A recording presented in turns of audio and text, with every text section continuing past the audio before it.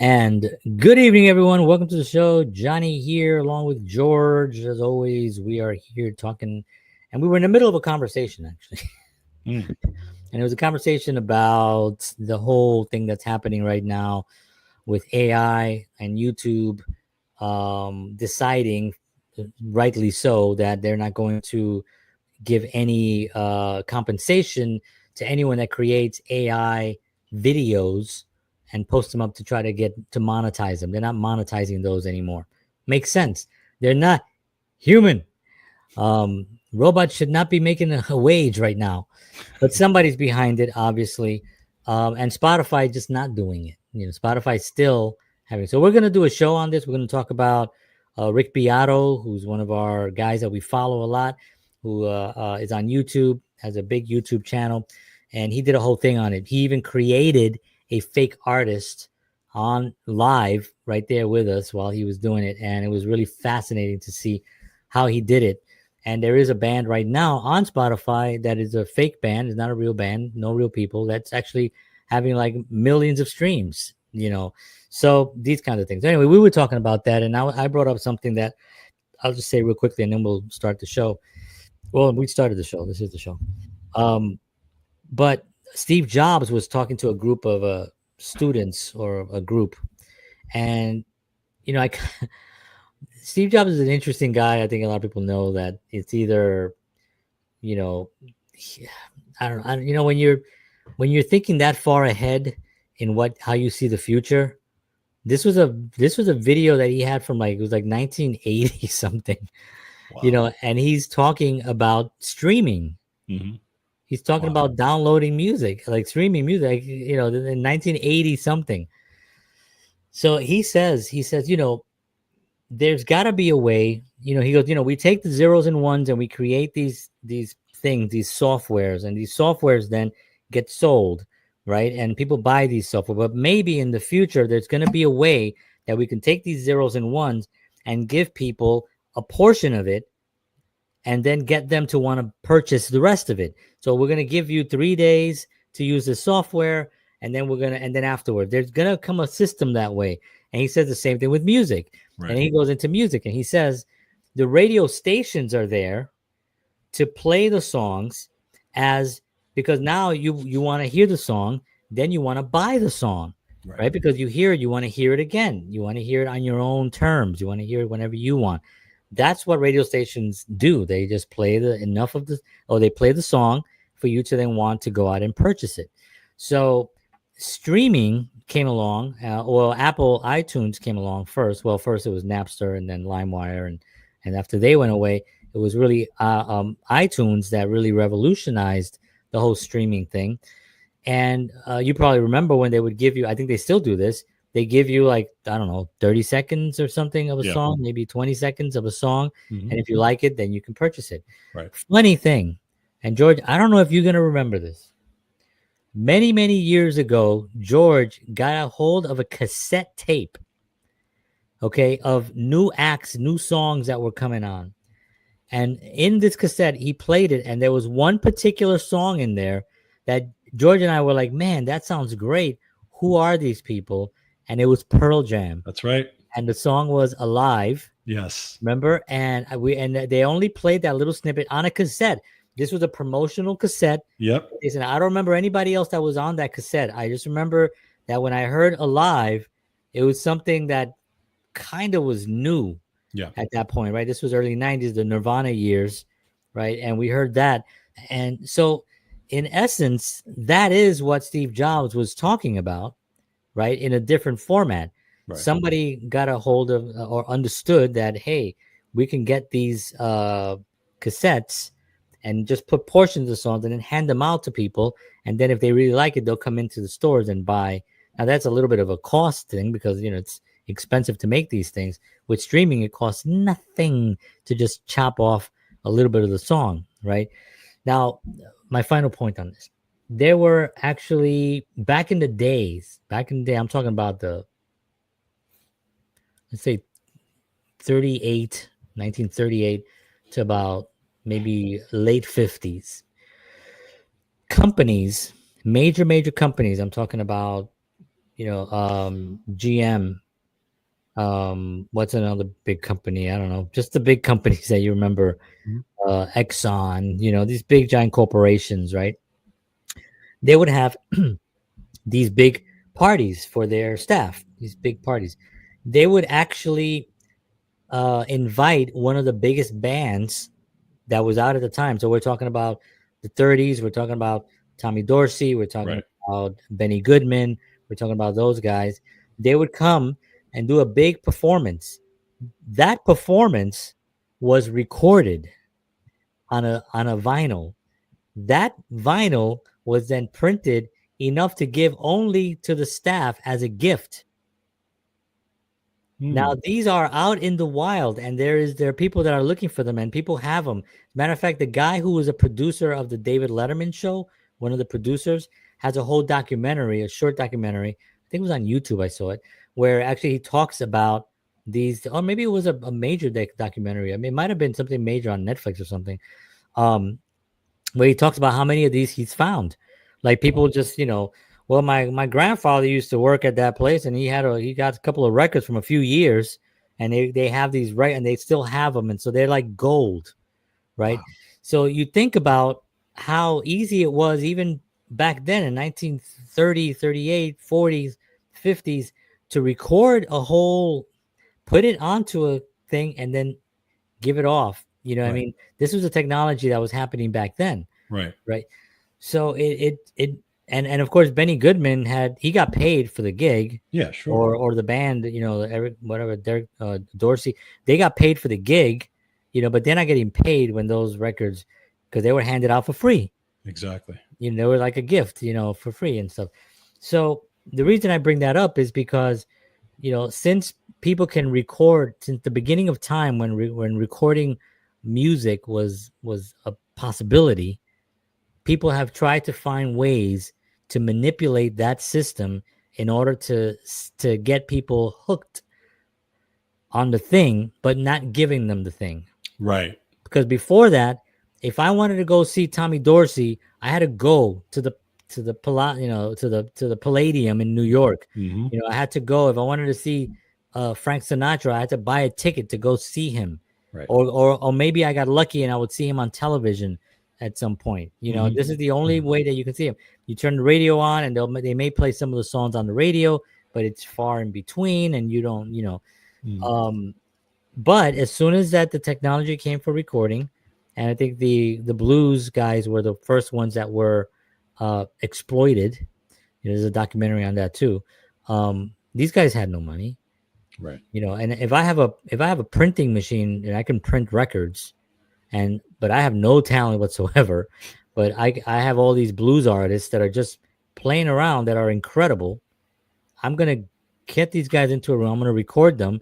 I'm gonna pay them $250.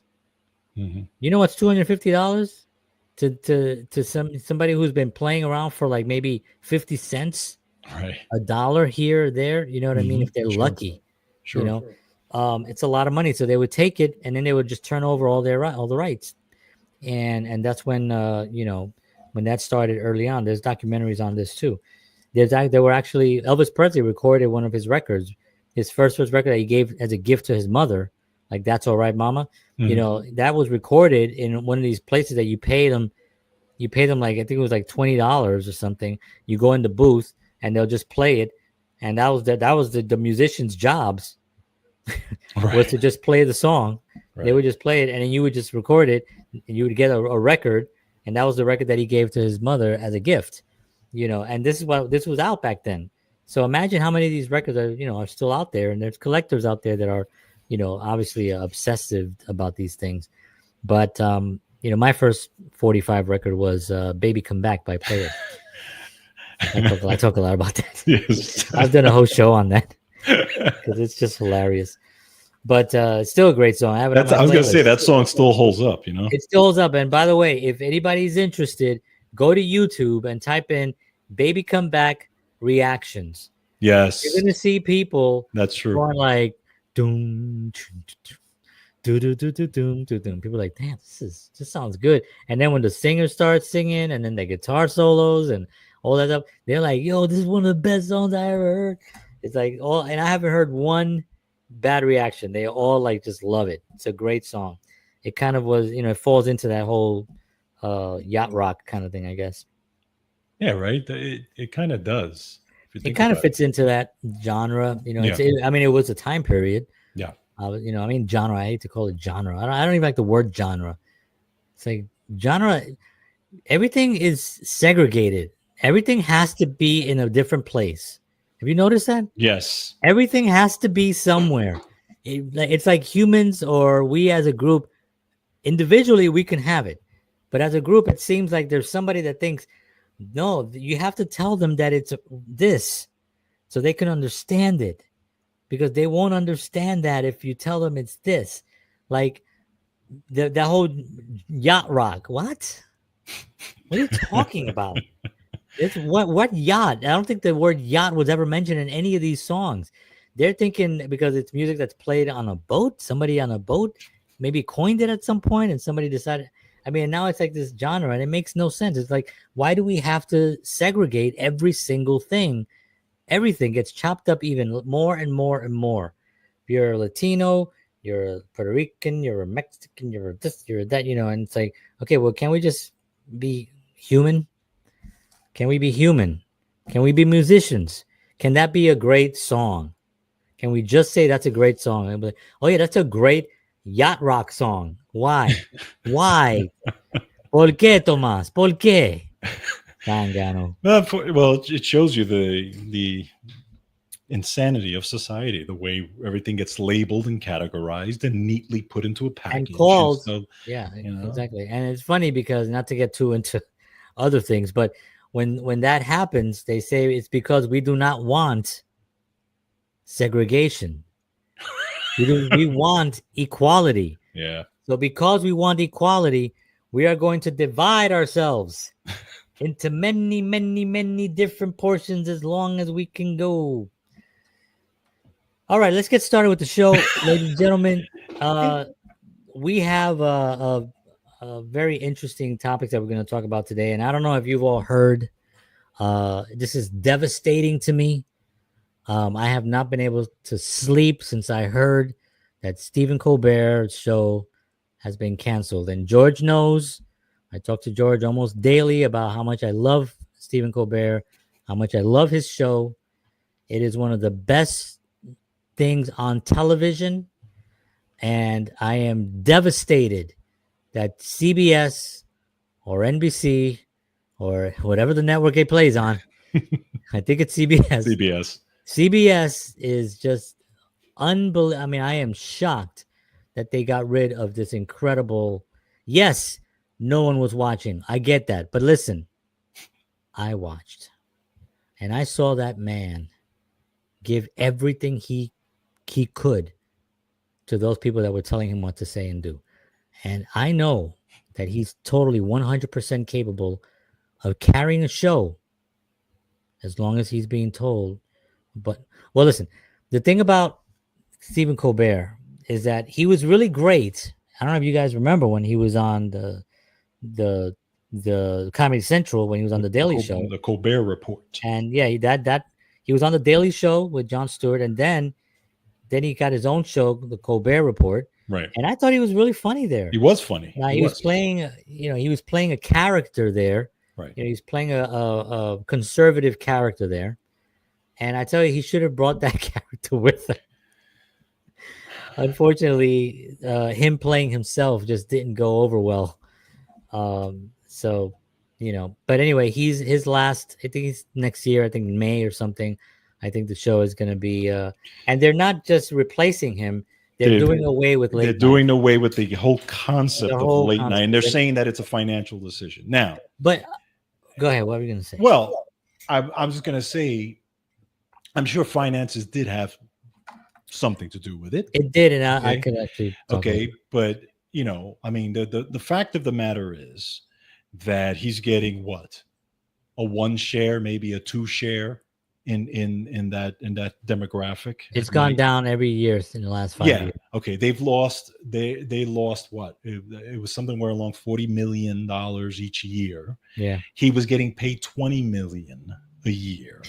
Now you've got to pay staff, you've got to pay all these things that put that thing together. Okay. Yeah. And and then you've got to remember the change in media landscape, right? Who's watching these shows? Who's watching these shows? The folks in our in our age range and up, who grew up with Johnny Carson, David Letterman, Jay Leno, and all these people.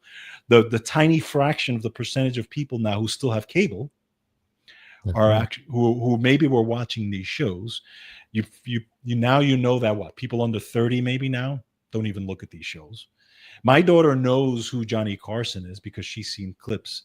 I don't think she knows who David Letterman. Maybe she's seen a clip of it, but she's never, ever, ever watched a late night show, except for she's watched Saturday Night Live. That she has watched, but she's never watched a late night show ever. None of her friends have ever watched it. They couldn't even tell you who this guy is. Okay, so there's a lot to it, and of course the political landscape has changed as well. And I think they're seeing that, and they're not willing to take the risk. Well, all that is 100% true. And I think also the fact that you have to understand the history of the late show. I'm a big late night fan. I watched Johnny Carson through his whole career, pretty much Johnny Carson, I've said this before on the show, Johnny Carson was the first comedian that I ever understood sarcasm. Right. Like as a child, as a 5-year-old, 6-year-old, 7-year-old, when a joke bombed and he was like, I understood why that was funny. Right. Or irony. I understood why that was funny. He was the first guy that I remember that being funny. Yeah. And then this guy comes along to follow him called David Letterman. And David Letterman blew my mind. He was so freaking funny. The things he would do on the show, the silly, and then he had great guests also, but he was just, I think for me, it's Johnny Carson, David Letterman. I gotta say Conan O'Brien. I do like Conan O'Brien as just as an overall, person. Right. And I know it's controversial, but Jay Leno, Jay Leno was out for 18 years. Yeah. Jay Leno did the job. Yeah.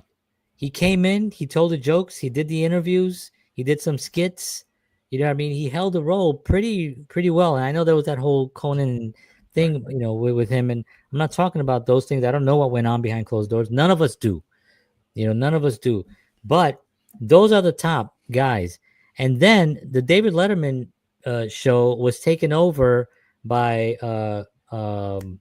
Craig Ferguson. Oh, Craig Ferguson, yes. Right. Ferguson. And I liked him too. Yeah. I liked him too. He was very funny, very quick, very fast, good interviewer, very funny. But it started with him.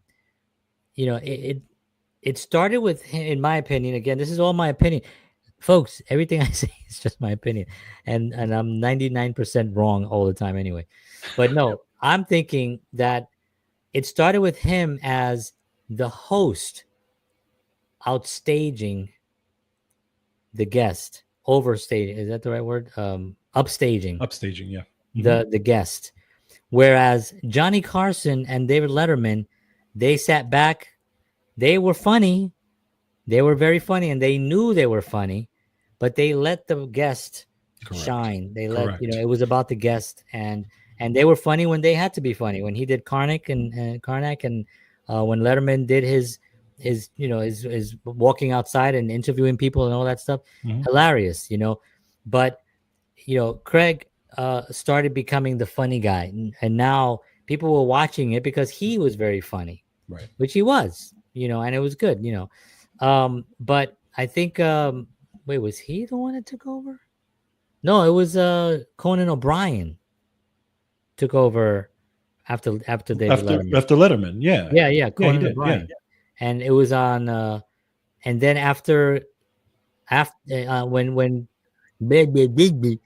Johnny Carson, David Letterman, right? Then Mhm. David Letterman didn't get the gig Right. he thought he was going to get, so he left to CBS, Right. and then they put in Conan O'Brien, Right. and then after David Letterman to compete with Conan O'Brien, they came with the Late Late Show, Right. and that's where the show started. Okay, now we're back on track.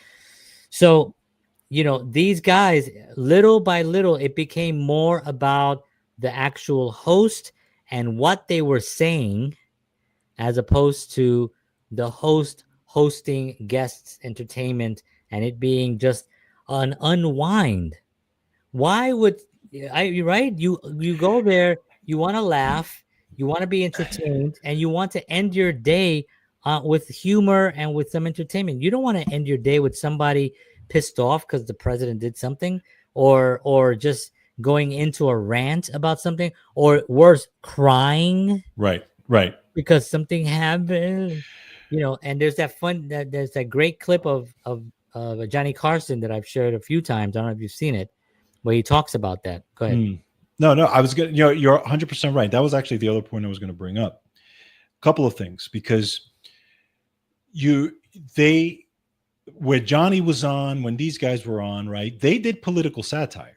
Okay. Mhm. They, Johnny specifically did those zingers, right? He gave you those zingers. And just like you said, some of them were funny, some of them hidden, and he would make fun of himself if it wasn't funny. Okay.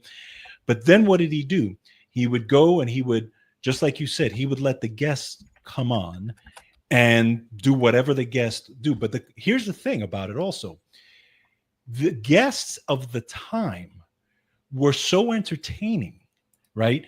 Don Rickles, Frank Sinatra, all these amazing comedians and actors that were funny, that would come on and be just as funny as Johnny, sometimes even funnier. Yeah. And that would Buddy Rich used to come on. How many times did he come on Johnny Carson Hilarious. and be hilarious, Hilarious. and then go behind the drums and do a shtick behind the drums, and they would do a Yeah. thing together and all this.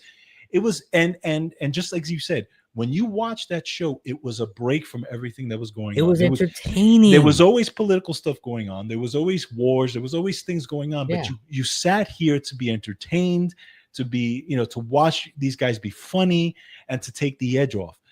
What changed, and just like you said, it became so political now, where the whole driving force of the thing was to be completely political, was to now make, to be anti the president at the time. And then it's like, why are you coming on? Why am I coming on to watch? Yeah, I'm like, I've heard about this all day long. Exactly. It's all over my social media. Right. It's all over the news. Now my little relaxation time where I'm getting ready for bed. Why do you think the numbers crashed, dum? Absolutely. Because you're just an extension of the negativity that's out there. Yes. So I want to show a quick clip here, if I may, if I know how to. Where's it? Is this it? Oh, you could do it, John. I think I could do this. I'm confident. All right. So can you see that? It's a very, very rough clip because it's old. But here's Johnny Carson when he's asked by Mike Wallace about not discussing serious issues. Let me see if I can play this. Do you get sensitive about the fact that people say he'll never take a serious controversy?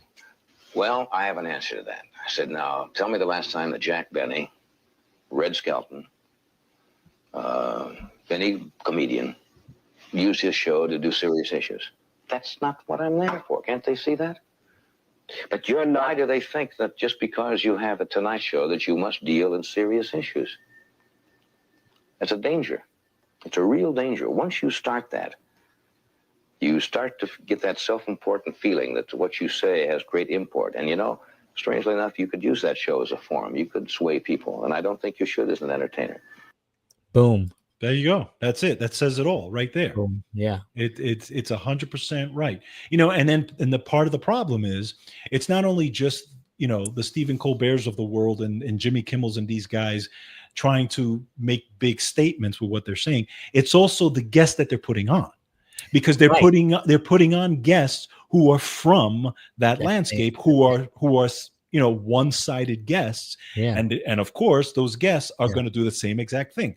They're Yeah. going to rally against, the whatever the establishment is of the time. And again, these guys didn't do that. The Johnny Carsons and the David didn't do that. No. They put on whoever the hell was funny. They just put on and funny guys. funny people. Exactly. The era was so interesting because I was young, but I remember having like when Rodney Dangerfield would come on. Yes. When Martin Short would come on Johnny Carson, Johnny loved Martin Short because he knew when Martin was on, he could sit back and just enjoy. Right. David Letterman, the same thing. He loved when Martin Short was on. Martin Short is one of my favorites also. You had what's his name? Buddy Hackett. Yeah, Buddy Hackett. Yes. Would come on. Hilarious. Yep. You know who also was really good that would come on a lot was not Alan Alda, Michael Landon. Yes. Michael Landon would come on all the time. Yes. And he was also Burt Reynolds. Burt Reynolds would come on. You even had what's his name in his older age? Jackie Gleason. Jackie Gleason would come on. And I don't remember ever watching it where there was a political thing going on where they were kind of in agreement of hating us or just disagreeing with something. Right. You can disagree with whatever you want, but your responsibility, in my opinion anyway, for that time slot, which is a privilege. Yep. It's a privilege. I mean, if you've been given that slot, your responsibility. Now, of course, these guys don't have that control. Mm-hmm. They're not, it's not really their show. That's right. Their name is on it, but it's not really their show. You know what I mean? They have people, writers, they have people swaying things. They have a very, their views are very swayed in a direction that's going to stay that way. And that's the content that they're putting out. Right. But if you're given that role, if you have any kind of pull whatsoever, I would fight. Right. I would be like, listen, and if you had integrity, which these guys don't, in my opinion anyway, I would just say, if you have integrity, you say, you know what? I'm already famous. All these guys were famous before they got those shows. Right. I'm already famous. Right. I don't want this job because I think I'm going to be pushed into doing something now. If they 100% believe everything that they're saying, if they really fit, then they are being their integrity is in because they feel that is the right way to go. Right. But society has already proven, that people don't like that. It's been proven in films. You made a good point the other day about when we were chatting about something and about the Superman movie. Yes. Right. So a lot of films coming out, they were very woke. We saw what happened with Snow White. It was a disaster. It was a complete financial failure. They spent $250 million on this thing. It didn't even make not even a quarter of that. So it was a complete bomb. A couple of other ones that we can go through. I've done shows on it. If you want to look at our channel, I've done shows on all these things.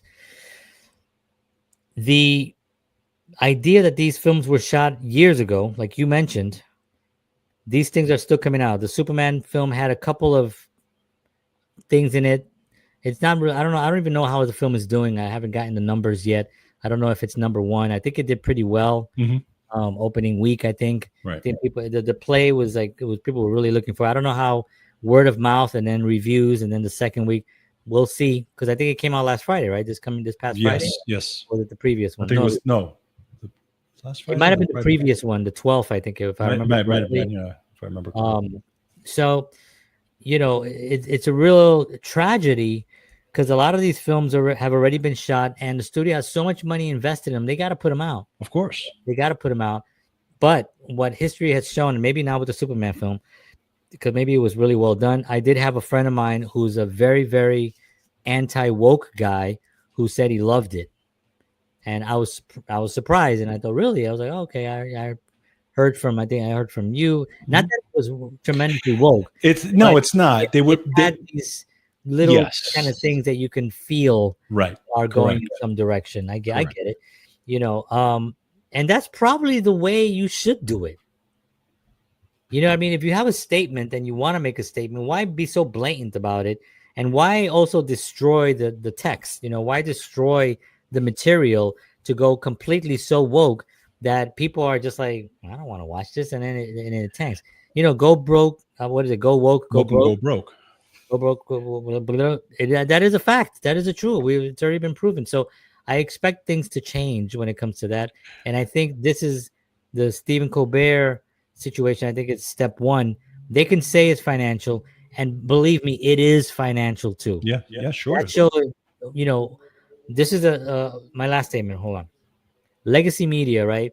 The way that those, and for those of you who don't know, there's what they call prestige media, right? Mhm. Which is like HBO, Netflix, Amazon Prime, Discovery Plus, and all those Paramount Plus. And that's what those are. Legacy media is what we all grew up with. Right. It was ABC, CBS, NBC, Fox, where you have to sit there and watch whatever programming is coming on. Yep. And you can't fast forward, you can't stop, you can't rewind, you can't watch it again. It is what it is, what it is. So that type of media was very popular. That's what we all grew up with. And when a show was very popular, all the sponsors would want to put their money on the sponsor show. So if you had a Thursday night, remember Thursday night back in the days, it was like Cheers and Seinfeld and Friends, all these shows. Well, their sponsors, how much you think it was to put your ad during those shows? It was a lot of money. That's right. So the shows can continue. They can pay the actors, they can pay the productions, they can pay everybody extremely well because the shows were drawing that much. Right. Now, if the show is not drawing, how can you pay Rachel Maddow $24 million a year when the thing makes when you have like less than 1 million people watching it? Right. You know, same thing with Colbert. He's getting 20. That's a lot of money. So it tells me a couple of things. It tells me, one, that sponsors, advertisers understand nobody's watching. Yep. They're pulling their money. They get it. You know, it also tells me that there's a bigger agenda to go for years and years and years paying someone a lot of money for no return. There's some other type of an agenda. People say, "Oh, conspiracy." I don't care. Say whatever you want. We've been pretty much right for the last 5 years anyway. So I'll take all the criticisms. But think about that for a second. Why would you do that? If you paid this year, you paid $20 million to someone and you lost 30, and the next year you pay 20 million to someone and you lost 40, and you pay 20 million to someone and you lost 50, and now sponsors are not going, why would you continue to do that? There has to be some other source of a reason. I think it's because it is a platform where a message could get out that's very tailored to one side. And because it still has millions of viewers, whether it's 1.3, I think, per night, I think was the Colbert, I think. And which I was surprised that none of these shows go over 2 million. Right. Over 2. I mean, there's 350 million people in America and on these legacy things. So what I expect is going to happen is Stephen Colbert is going to be fine. Nobody cry over Stephen Colbert. He'll be totally fine. He's got money in the bank. He's got a name.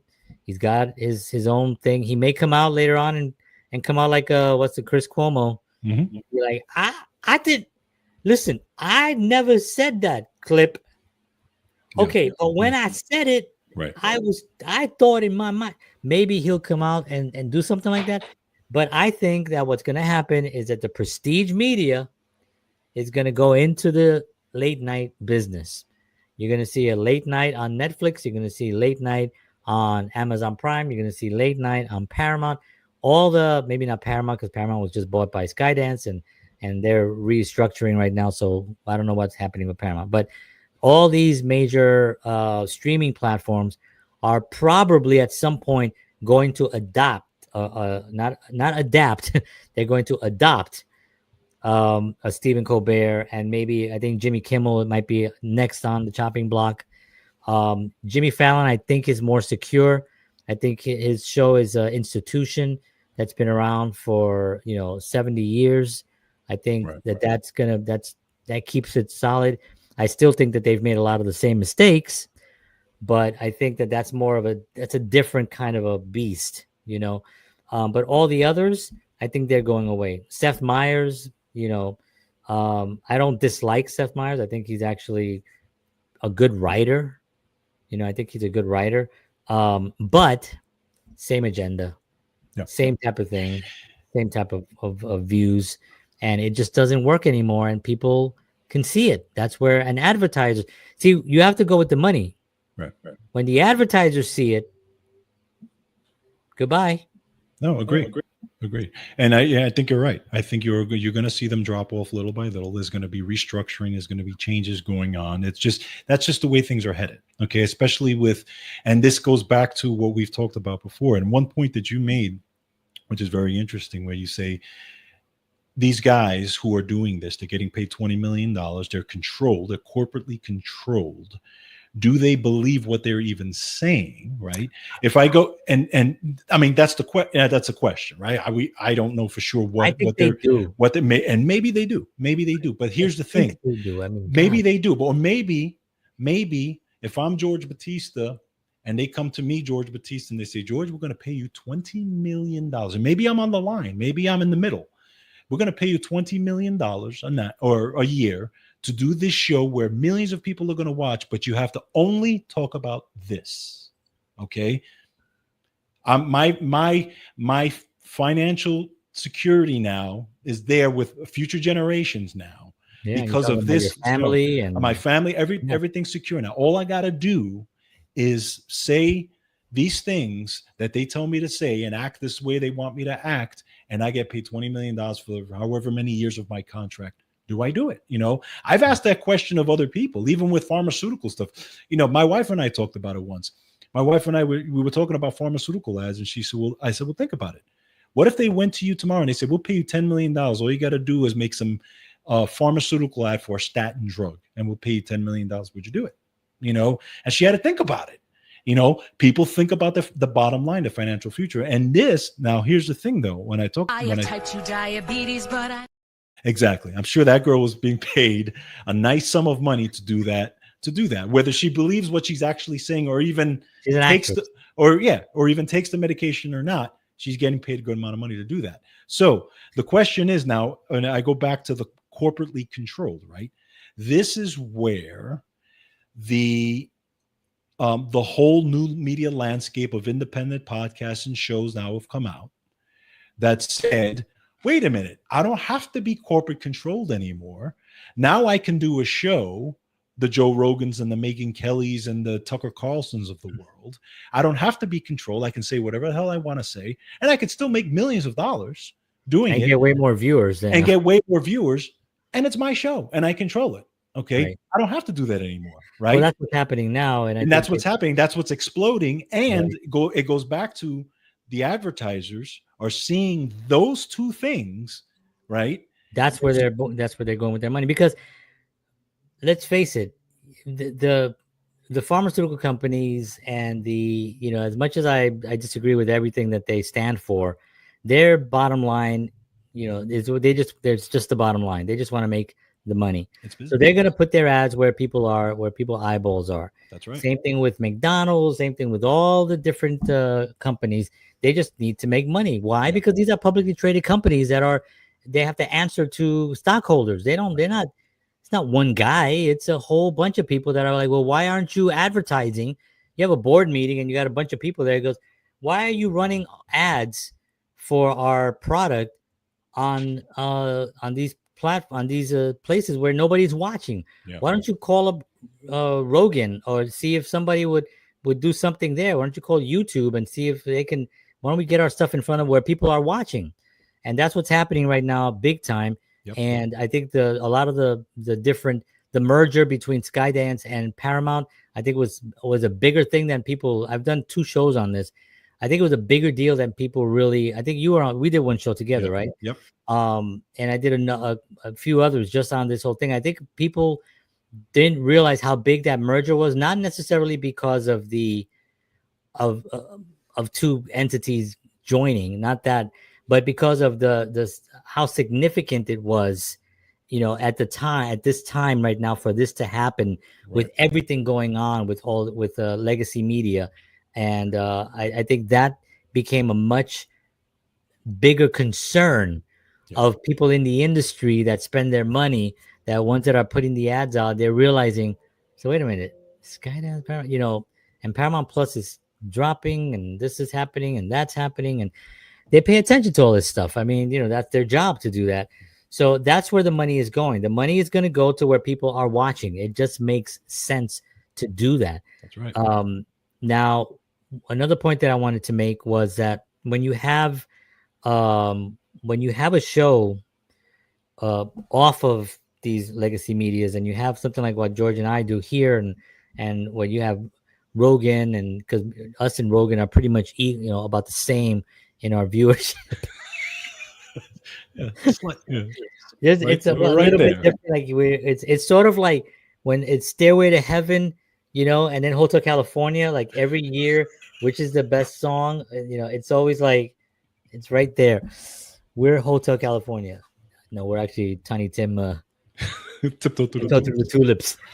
No, but seriously, we have an opportunity now that we could, we can get sponsors, and we've had sponsors, and we can do what George just said, and you can have that opportunity. But the money that a lot of these sponsors are willing to pay for some of these ads, for some of these products that are garbage, let's just say, I'll just say it flat out. Pharmaceutical company, like, I just show that ridiculous commercial, any kind of fast food stuff, anything that's really harmful to the body, that we've statistically have proven already. Or we haven't, because we're not doctors, but we've read a lot of things and a lot of controversy out there on these things. Anything that's out there, they're willing to pay a lot of money. And I know this for a fact, because I remember I went on an audition. I've told you this, I've said this before, and it's in my contract now with the agency that I'm with, that I don't do these kinds of auditions for any kind of pharmaceutical things, right? Just because my own preference, and it's just I don't want to get involved in that. But at the time, I didn't put that in, and I went to a commercial for, remember the purple pill? Yes. So it was for just getting it, it was $8,000 paycheck. It was just an $8,000 check just for getting it. Then you had it was a national, so you would get like another $50,000, and by the end of the year, it could be a six-figure. It could be a job. Right. You're gonna make six-figure. You're gonna make $100,000 for one national commercial, right? Actors are starving. Yeah, they're out there struggling right now. Even though there's a lot more, and I think it's opening up right now, as I can see, there's a lot more opportunities for actors to act, because there's more networks, there's more productions, there's more places where they can do the work. But the money has come down because it's spread out a little bit differently now. Right. It used to be just TV network, big movies. Yep. TV network, big movies. That was it. And then cable came in, and now Netflix original series. Now we have Apple original series, iTunes. I mean, some of the numbers, and I want to talk a little bit about this before we wrap up, but some of the numbers, the Emmy nomination numbers have shifted. Everything now is on Prestige. Everything now is on those. I'll go over some of the numbers real quickly here. I mean, it's kind of amazing, but here are some of the things. Like HBO, for instance, got 142 nominations. 142 nominations. Wow. Okay. Let me see, where's the thing here. That was an Apple TV got 121. No, I'm sorry, that's not Apple. That was Netflix. Okay. So HBO, 142 Emmy nominations. Netflix, 121 nominations. Apple TV, 81 nominations. Wow. And the others combined are other smaller, like Prime and Paramount and all those. So think about that. In the old days, Emmys is television. So now here's the thing that I was thinking about this as I was staring at a wall in my house. Emmys were television, Oscars were Movies. movies. How does a film that's on Netflix gets nominated for an Oscar? It has. It's been nominated. The Irishman was nominated had a few awards. But it's a film. Doesn't matter. We didn't have films on television. We had made for TV movies. True. I mean, who can remember the Brady Bunch goes to China? I don't know why. I don't remember that one. I think it was something like that. The Love Boat. Remember the Love Boat movies? Right, The right. Love Boat movies. Right. All these films that were out there, they were made for TV. Right. But you never would ever. Matter of fact, they were looked down upon. It's a made for TV movie. Remember back in the day, it was like made for TV movie. Oh, you're in a made for TV movie. Oh, okay. Well, no, I'm in one of the 2,000 theaters across the country, and that became a thing. And then television was even lower, right? Like television, and I think it's changed with Showtime and HBO. HBO had help me with the name, Sopranos. Sopranos, yeah. And that changed the landscape of everything. Now it's like, whoa, this is good. It's on television, but it's good. Curb Your Enthusiasm, good. Good, funny shows on television. So then they started getting the Emmys. Makes sense. It's on television. I consider those things television, But now if you have a film, so now I feel, this is my suspicion, that they found a loophole. You're wrong, John. They found a loophole. They create a film. They have 1 week in the theater. It's a film. Then it goes right to Netflix, or it goes right to one of the streaming platforms, and then it qualifies as a film that was in a theatrical release. Because remember, in order for you to be nominated for an Academy Award, one of these, you have to actually be able to pretend I'm a giant. Pretend I'm Andre holding it out. In order for you to be nominated for an Academy Award, you have to have a theatrical release of a film. So that's one of the loopholes, and I find that a little bit suspect. I think they're gonna change that criteria. I don't think so. Why wouldn't they? First of all, the Emmys and the Oscars used to be completely different entities. There were these. I mean, it's still prestigious to win, to get nominated and to win an Emmy. It's going to get you good stuff. You know what I mean? It's like you don't want that. Same thing with the Oscars, but there's now so many categories, and how many films you think used to get nominated for an Academy Award 20 years ago? 5. Correct. How many today? Like 12. Yeah, it's 10. Okay. So they've doubled it. Yes, I know. They've doubled it. So what does that? Why? Because it now it's. I don't know. I feel like if you're really gonna say this is the most prestigious award, then I feel you should keep it that way. 5 films, 5 actors, 5 actresses, 5 directors, 5 cinematographers, 5. And that's it. It should just be 5. It should be 5. But I think now also, it's like 12. And I think part of the reason why, and it's just my opinion, of course, I think part of the reason why they're doing the 12 thing, there's probably a little bit of the DEI stuff in that too, because if you pick 5 films, but all the films don't represent a certain thing, well, let's expand it now. That's an interesting viewpoint. I think that's part of it. Right, I mean, but think about it. There's criteria right now for the Oscars that there's certain ethnic group has to be represented, right? Right. There's criteria out there now. So why wouldn't you expand it to 12 this way? Yeah, it's like written into their code. Exactly. It's not like. So why wouldn't you expand it to 12 or 13 or 10 or 15 or whatever it is to make sure that you get every single category in there? This way nobody complains and everybody's represented. And that's just my one little take No, on it. I think that's a really, really good point. I think it's whenever, well, listen, whenever I bring up stuff like this, But it's a fact. It's a fact true. of society. It's not something true. where it's something that is out there. You know what I'm saying? And now you can say whether you agree with it or disagree with it, but the point is that it is a fact of life that is out there right now. It is.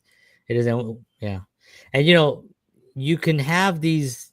You can talk about the DEI. You can talk about whatever. It's obviously it's. I mean, we can't even. We're on some channels here that we can't even talk about certain things, but we'll just say that it hasn't really represented the best of the best. And whenever because you're right, it has to be balanced. Now, whenever I bring up anything, I always, especially on my show that's strictly on one other platform where I can say whatever I want, there's always somebody that messages me, and they always tell me, sit on this, John. You know what I mean? Like every single time. You know what I mean? And it's like, and it's almost every time I go into a subject and I talk about DEI, and I'm not talking about it like in any kind of hateful way. I'm talking about statistics. I'm talking about what we're looking at. Where's the money? Does it make more money? It really, in actuality, it doesn't. Now, some people can argue that it does financially make more money. Like if I'm making a film with 5 characters and I have 5 white guys in this film, like Ocean's 11, right? Ocean's 11, when it came out, I think it had Sammy was the only, right, the original one, right, was the only black guy, right? Yep. But he's Sammy. Of course. He's Sammy. The entertainer.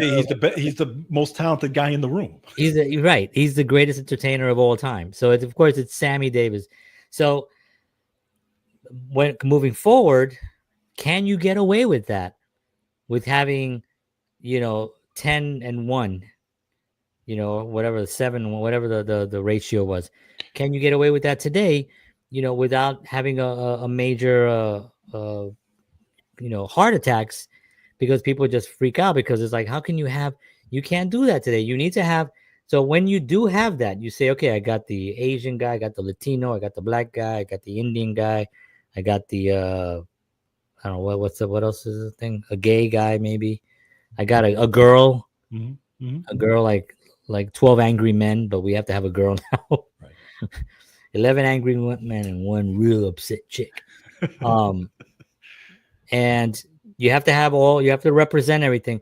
Well, this representation, believe it or not, statistically, more people are going to go watch that film. It may be a terrible film. It may do well the first week.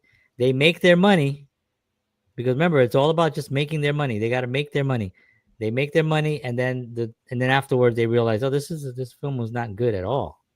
Right, but now think about, because it was forced. Right, but now you take that film, going back to our previous point, you take that film, you put it in the theaters for a week, and then you put it on Netflix, or you put it on Apple Plus or whatever. So now I either can go to the movies and pay $20 or $30 now to see that film in the theater, but I'm knowing, oh, well, you know what? It's going to come out on streaming anyway, and I pay $10 a month. So I might as well just wait a week to go see it on Apple, or go see it on Netflix or Paramount, whatever it is, because I pay $10 a month for that anyway. Right. You know, why am I going to pay double to go see it in the theater? The only reason you go to the theater right now is because of the experience. The experience is always going to be there for the theater, and I think that's why it's going to save theater. I think there's still organizations like Skydance, actually, who just purchased Paramount. I think they're still into making the big films. Tom Cruise and Brad Pitt, and these guys are still. And every superhero movie ever existed. Okay? Nah, we just found out that they're gonna reboot Indiana Jones with a new person. Okay. Of course they're gonna do that. Why? Of course. Why wouldn't they do that? Right. There's already money in it. That's always gonna happen. That's Yeah, always I gonna think happen. it's a tragedy. I think It it's a is a tragedy. tragedy. It is a tragedy. But remember, they don't care. I understand that. They only care about making the money. No, They don't care. I get that. And What that's why what I don't care about it either. That's why I don't put my money into that. Yeah, I would never go see an Indiana Jones was perfected. It was sort of like when they were talking about doing a Back to the Future again. Yeah. What? What are you gonna do? Remake ET? Yeah, I know, right? It's like remake Schindler's List. You know, like, I mean, why a Shanchuck Redemption or one of these like classic films? Yeah. But you know what? They probably would. Of course they They would. probably would. If the money is there and the script is there and somebody's willing to invest it. See, the thing is that they have focus groups and they have a lot of. There are people that job is to see. They do surveys, right? And there's surveys sent out. If a new Indiana Jones were made today, starring, and they'll pick an actor, some young actor that everybody's into nowadays, right? Shalimar, right? Or what's his name? Chalamet, Timothy, yeah, Timothy Chalamet. Chalamet. So they get him, and he's going to be Indiana Jones. Wow, yeah, he's good. That might be really good, And if it's enough good, and the statistics show that people want this, now they're going to take that survey to the people with money, and they're going to say, look, we did this focus group, we did this. We're going to do a couple of tests on this, and we're going to do a couple of more in-person interviews. Then they go back, they do that, they come back and go, oh wow, yeah, it looks like 98% of the people want this. Here's my $100 million. Here's my $100 million. Go make it, and let's see what happens. And then it comes out, and if it makes $300 million, they were successful. Right, but what was the reason? Now the woke thing is different. No, that's a completely separate thing. But in talking about, like, for example, the Indiana Jones reboot, because now they do reboots of reboots, right? Now it's like it's a whole thing, right? So when we went to see Indiana Jones as kids, when that thing first came out, right? It was an unbelievable concept. It was like, holy cow, this guy's going to go on adventures. He's an archaeologist. Harrison Ford, who was just becoming an actor, right? We knew him from Star Wars, maybe a couple of other things, but he wasn't, huge at the time, right? Well, I didn't go see Indiana Jones because of Harrison Ford. I went to see Indiana Jones because of the adventure and everything that I was promised when I went to the movies to see that. And to me, and it delivered. Because it was a great film. Okay. I didn't go because of him. Now, if you tell me Timothy, what's his name, is going to go, they're not going to go because they want to watch a great movie. They want to see him. Correct. The movie could be crap. Now, I mean, Harrison Ford was Han Solo. So he was Han Solo. He did come in with a little bit of a. Well, yeah, he had something, but even in Star Wars, nobody knew who he was at that. That was an amazing thing. Correct. Yeah, I mean, he was not actually. Most of those people were not really well known, right? Except for Chewbacca, who had a series back in. But again, what you talk seriously through it too. I know, like Chewbacca. I remember that show, 1975, when you didn't see Chewbacca's show. When he was, my right after Bob Newhart. If you really think about it, right? Star Wars, except for now, what's his name? At the time, he was the most well-known of the whole cast, even though he wasn't really well-known himself. But yet, the movie was fantastic, and it was one of the biggest blockbusters in history with a pretty much unknown cast. Correct. Because the film was great. We're in. Let me just say, because we just talk here anyway. Let me just say something, and I've said this on one of my shows, and maybe this will help you relax, George. Can't relax. Damn it! Dad, Superman comes out. He's got a dog. Why does Superman got a dog? I used to be a fan of film. I used to be a fan of music. I used to be a fan of all these things, and now it's all trash. Trash, all of it, trash. That's right. I said it.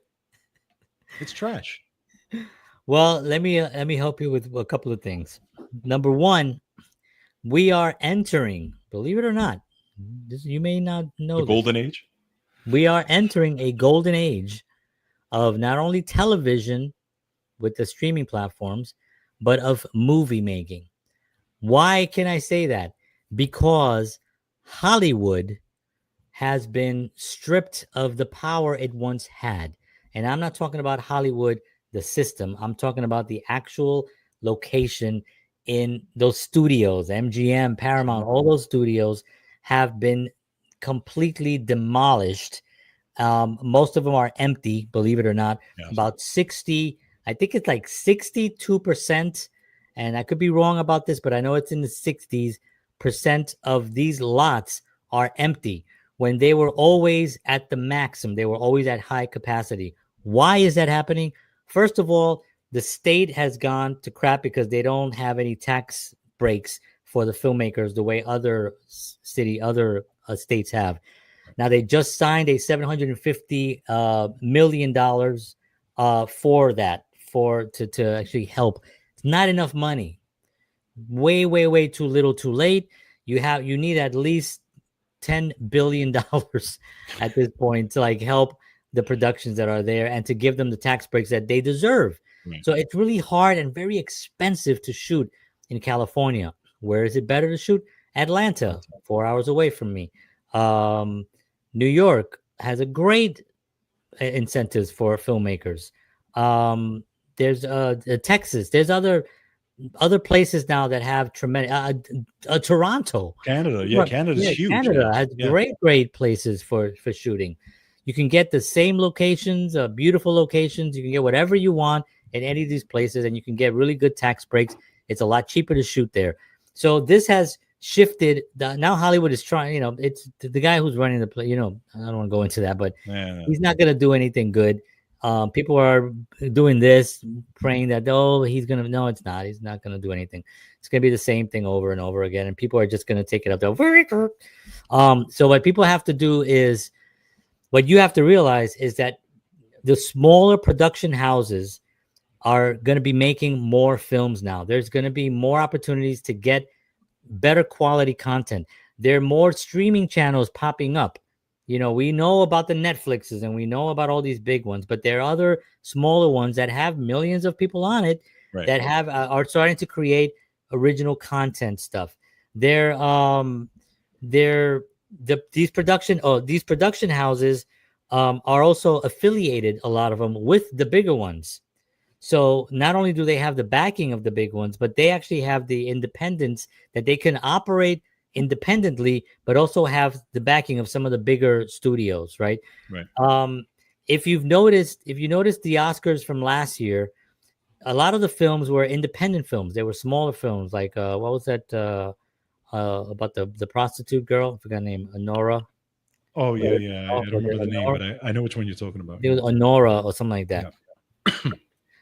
It was very, very, very low budget film, independent film. The subject matter was dark, and I think that's going to kind of shift also. I think they think that an independent film has to be dark. That was like this weird thing that kind of got into places, and everyone has to die at the end for it to be like, wow, that was awesome. Everyone slit their throat at the end, and the Oscar goes to, it's ridiculous. So I think that's going to be that's going to change. There are studios now like Angel Studios that have been putting out great content, religious content, but really high quality. If you've seen the Chosen, that series. I don't know if you've seen that series. Incredible series. I mean, done so well. It was just really, really fantastic. There's the other Nateland Entertainment, also another entity creating content. Nate Bargatze has a new film that he just wrapped on. It's called The Breadwinner or The Breadmaker. No, The Breadwinner. And it comes out, I think, next year. And it's a family-friendly film where everybody can watch. It's very funny, from what I've heard. The people that are in it are really cool. Very excited for what he's got a lot. He's got like 5 or 6 productions going right now. He's got also other things that he's wrapping up that he wants to wrap up on, that he's wrapping up on, and other things that are coming up. So there are these opportunities for this content because, believe it or not, people are starving to watch something that they can take their kids to and really be entertained. not have kids be confused at the end of it. Why was that guy wearing a dress? Or why was that girl have a mustache? Whatever the weird thing is that they confuse kids with these films that they call them PG-13, and they're really not. They're really not. They're films that are inappropriate. They're subject matters that I think your kids should find out about somewhere else. And I think with productions like Angel, Nateland Entertainment, and others that are popping up, there's going to be more content where people are going to be able to make that choice. And this is the thing. People didn't have a choice. You know, what was out there was what was out there. This film comes out, it's all over the place. Everybody, oh, I guess I got to go watch this film, you know, and I'm going to go watch it, and it tanks or it's bad. And it's like, that made me uncomfortable. I didn't even like that. You know what I mean? It's like, and I think what's happening now is that now people are going to have a choice. And not only a choice with Netflix, they're going to have other streaming platforms. You know, there's going to be a battle of the streaming platform. I'm telling you, the technology is getting way better for smaller places to do streaming now. So, you know, you don't need the crazy power that you used to have. Technology is better. Yeah, but isn't okay? And I completely agree with everything you're saying. The only thing I would say is when you go back to the old days where you say, well, we didn't have a choice, right? We would have to go, the movie went, it was either good or bad, and you paid the money for it and whatever. Okay. But the point is that even looking at music at that time, it forced the studios and it forced the musicians to make the best possible content they could. Okay, you know what I'm saying? Because that's what's going to happen. Because at the time, just like music, when I talk about the music of the 70s, for example, where anybody who listened to us was alive in the 70s, there was so many amazing musicians. There were so many amazing bands. Why? Because there was so much competition that you had to be good in order to be out there. Okay. And the same thing And the same thing with film. You had to make good films. You had to put thought, you had to put, great acting, you had to do good writing, all that type of stuff. You didn't just make Superman 16 because you felt like throwing it out there because that's going to fill the seats. No, you actually had to put some thought into it. And that's why I'm saying that, to me, and again, I hope that it goes back to that. Now you're seeing, again, you're 100% correct. In these streaming platforms, you're seeing that a lot now. You're seeing thought put into this. You're seeing good films. You're seeing good series, which goes back to the whole point of, I could see why they're nominating some of these films and nominating these things, because that's where the content is. Because it's good. Because it's studio. It's good. It's a good. It's good. It's good content, and you're seeing it on there. But when I say when we say film, we automatically think theater, right? Because that's how we grew up. We grew up theater, and then it was a 50-50 shot. It was either a good film or it was a bad film. But there was the excitement of going to see it and saying, "Oh my God!" I went to see Star Trek, and some of the Star Trek films weren't good, but I was so excited to go see it. You know what I mean? So, my thing is, again, that the creative process, to me, I want it to be good. I want to see thought. When I see Superman and remakes of Indiana Jones and remakes of the Partridge Family, whatever the hell they're going to remake now tomorrow, I don't see thought in it. I see, just like you said, we're going to do a survey. We're going to put millions of dollars because we want asses in the seats, and we're just going to want to make money, and we're going to insult your intelligence because you're going to go see it because we don't give a crap. But the thing is that I think with the choices that people are going to make, they're going to eventually be able to spot, something like Indiana Jones remade again. We already know that our generation, your and my generations, are not going to go watch it. Right. We already know that because we've already grown up with it.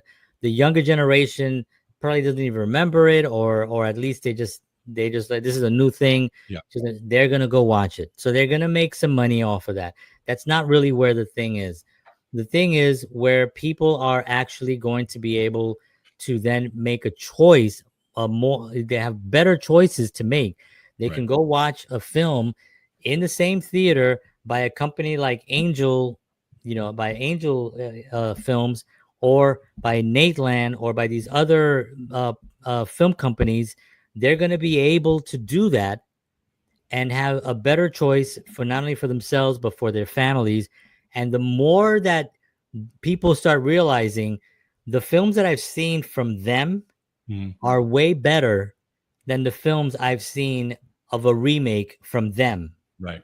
You see what I'm saying? Right. Yeah. And Yep. the films that are leaning in this direction and are constantly pushing and having some kind of a weird narrative, I don't watch it. These films over here, like this company, they just make films that are entertaining. Right. That is going to be the shift. And yes, people are going to have to adjust, and they're going to have to, it's going to take some time, but it's going in that direction.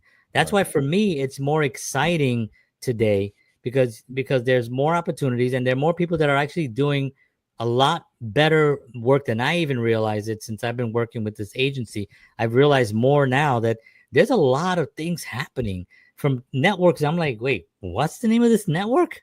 Right. And I Google like a network, like, the Egg Omelet Network, whatever. And I'm looking, it's a whole network. They have original shows. They have a following. They have a streaming platforms. It's like, and I'm like, this is unbelievable. And so this is popping up more and more and more. It's held down because obviously who controls it, right? Netflix controls everything, right? Apple TV controls it. HBO controls it. They're the top of the line, but there's other stuff happening right now, and eventually it's like the film industry. In the 70s we had some great films. Then in the 80s it became a little bit easier to have film, and then we had all these weird kind of films in the 80s with teen films and a lot of sex films and a lot of films about money, and there was this kind of thing that happened in the 80s.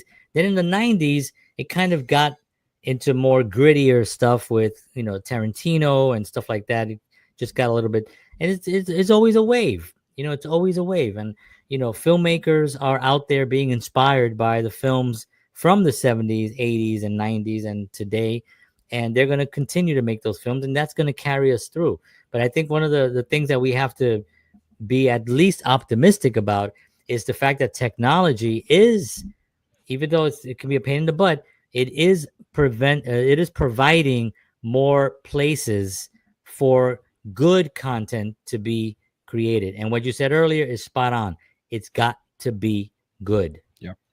And if you can lift everyone, see, when reality TV came out, if you remember, reality TV was just the worst, right? Reality TV came out and it said, we're going to, that was a funny comedian that said it. I don't know if I can do it, but he said, basically, he goes, reality, there's nothing more unreal than watching reality TV. I don't know if you've seen that guy where he has that clip, but he talks about it. He says, you have people who are not actors, right? Being told to do things from people that are not writers, right, about situations that would never really happen in real life. And that is reality. Why was that so popular for it's still popular. Some people still are into that. Why? Because very, very cheap. Yep. You don't need a writer. It's very low production. Literally, you shoot a bunch of people pissed off at each other, you edit it, and you're done. So that's kind of what I'm saying. So Richard Charles here says, you're right, and I invented streaming. Great show you're doing. You know what? He might have. I'm not even going to say no. Because, streaming. Look at that. Because you never know who you meet. He's on LinkedIn. If this might be, I don't know enough. Maybe he's the guy that invented streaming. Who knows? That's hilarious. What was funny about that is that Rick Beato was on a show once, and he was talking about the keyboard part in one of the Doors song, and he was saying how the guy, Eric. Yeah, and he played it different. And he did Rick Beato had somebody on his show play it because they can't play the actual song. Yes. So he played it, and then somebody commented saying, "Oh, he played it a little bit wrong. It's actually and it was actually the guy. Yeah, who played the actual keyboard. I don't know if it was the Doors. It might have been another piece. I don't remember exactly what song it was. But he came on, and then after he realized, he was like, "Wait a minute." He's like, "Yeah, because I wrote the song." He was like, so he Googled him. He was like, "Oh my God, that's the guy who actually wrote." So he had an email conversation with him afterwards about it, which was really, really cool. But you never know who's watching, right? That's true. All right, friends. Well, there you have it. We've answered all the answers to the universe, to everything about streaming and film and the future of everything. It's all been resolved. You can go sleep well tonight, folks, because it's been handled. We love you all. I want to thank you all for tuning in. We appreciate you all so much. We will see you all next week. We are here next week, right? For Yeah. sure. Yeah. Next week with another show, 7 p.m. Central, 8 p.m. Eastern Standard Time. Just visit johnhenrysotoshow.com and you can get all that information there. Thank you so much. Take care, everybody. Love you all. And as always, peace.